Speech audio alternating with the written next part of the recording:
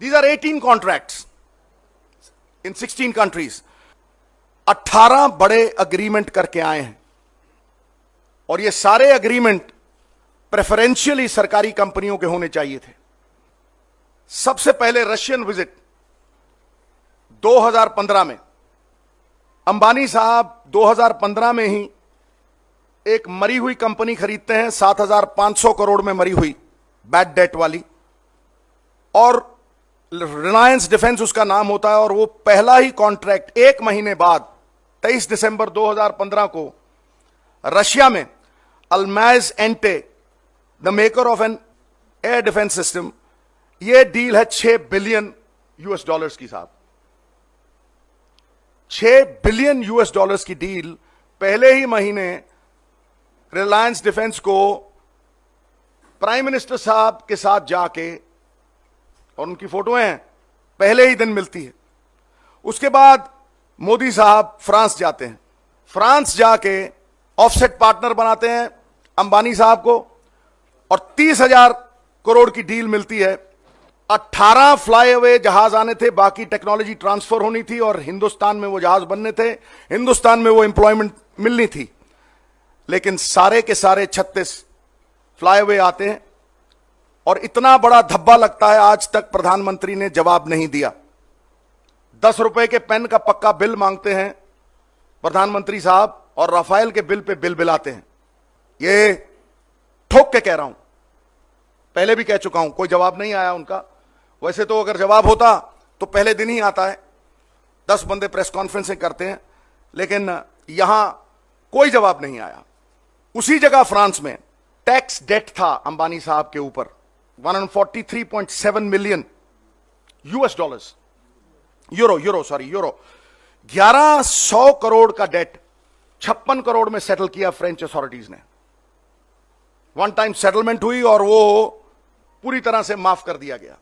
ये नेगोशिएशन के साथ हुआ, जब राफेल के साथ नेगोशिएशन हो रही थी उसके साथ हुआ। ये 1100 करोड़ रुपए माफ करके 56 करोड़ रुपए भरे। फिर स्वीडन गए प्रधानमंत्री साहब के साथ, Saab AB of Sweden, to bid for shipborne unmanned aerial vehicle programme of the Indian Navy. ये सब अनिल अंबानी साहब को सिंगल इंजन फाइटर एयरक्राफ्ट बनाने का कॉन्ट्रैक्ट दिया गया 60,000 करोड़ का। अडानी साहब को, Adani group to bid for single engine fighter aircraft in India, air force की 60,000 करोड़ रुपए। ये सरकारी कंपनियां जिन्हें 50-50 साल का अनुभव था, जिनके पास आज अपने एम्प्लॉइज को तनख्वाह देने के पैसे नहीं है, जो काम ही ये करते हैं, ये उनको वो कॉन्ट्रैक्ट नहीं गया। ये कॉन्ट्रैक्ट अडानी साहब को गया। आगे आइए जी, Israel. In March 2016 Adani group signed with Elbit Istar of Israel to work together in manufacturing and developing unmanned aircraft systems. The Anil Ambani Group signed to develop air-to-air missiles for IAF, air-to-air missiles for about 65,000 crores, 65,000 crore रुपए। भैया DRDO में क्या खामी थी? DRDO को ये contract क्यों नहीं मिला? डीआरडीओ क्यों घाटे में चल रही है? 2017 में Reliance defence science an agreement with the US navy. 3 साल में 15,000 करोड़ का मुनाफा है। ये 7th fleet of the American navy. ये 3 साल में 15,000 करोड़ रुपए का मुनाफा मिलना है उनको। क्या भारत की जो डिफेंस कंपनीज हैं उनमें कोई मादा नहीं? क्या उनके जो एम्प्लॉइज हैं उनको तनख्वाह नहीं मिलेगी? ये शिपमेंट कंपनीज, भारत की शिपयार्ड कंपनीज जो हैं, आप देखिए कितनी खत्म हो जाएंगी। ऑस्ट्रेलिया, अडानी साहब gets a commitment for world's largest greenfield coal mining project. Adani साहब signs the MOU with SBI for 6,200 के लोन ले लिया। वहां जाके कॉन्ट्रैक्ट साइन किया, एमओयू साइन किया और आते ही 62,000 करोड़ का, 6200 करोड़ का लोन ले लिया कोल माइनिंग का एसबीआई से। मलेशिया में जाते हैं, प्रधानमंत्री साहब के साथ जाते हैं, signs an MOU with Malaysia's MMC port for the extension of Port Klang, and signs an agreement for the development of integrated maritime city on Kerry Island involving $32 billion US. Iran में 500 million, Mozambique में pulses का contract, Oman में, Myanmar में, China में photovoltaic equipment. होता क्या है कि जिस आदमी ने 1 लाख करोड़ रुपए भारतवर्ष के देने हैं, अडानी साहब tops the list of billionaires in terms of percentage gain and net worth in a year. जनवरी 2017 में 4.3 बिलियन और दिसंबर 2017 में 10.4 बिलियन, 124% अडानी साहब की वेल्थ बढ़ जाती। मैं ये पूछना चाहता हूं, और ये जितने भी लोगों ने ये लोन लिए हैं किसी ने वापस नहीं किए हैं, एनपीएस आप सब जानते हैं।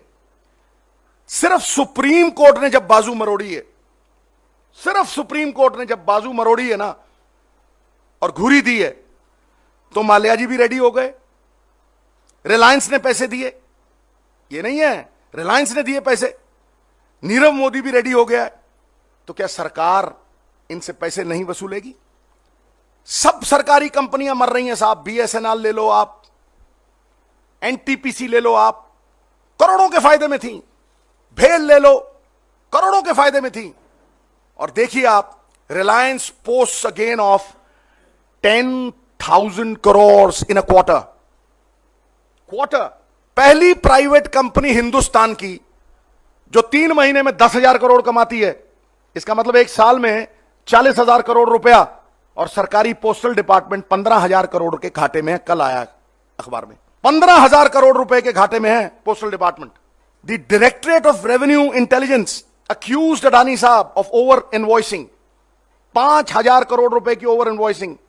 बाहर से लाए, दुबई में उसी को 3 गुना ज्यादा दिखाया और यहां लाके बेचा। We are a welfare state. क्या वेलफेयर अंबानी अडानी का होना था या सरकारी कंपनियों को भी मुनाफा मिलना था? मैं पूछना चाहता हूं कि हर एक सरकारी कंपनी को मार के सिर्फ ये 2 लोग ही दिखे जिनको स्टेट के एक्सचेकर को मार के, स्टेट के मुनाफे को मार के ये मुनाफे दिए गए हैं। क्या निजी जेबों में ये पैसा नहीं जा रहा?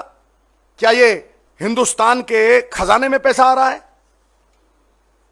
मैं ये जानना चाहता हूं, मेरा बड़ा सवाल जो आज प्रेस कॉन्फ्रेंस का है वो ये है कि is the prime minister of India a business development manager for Ambani and Adani?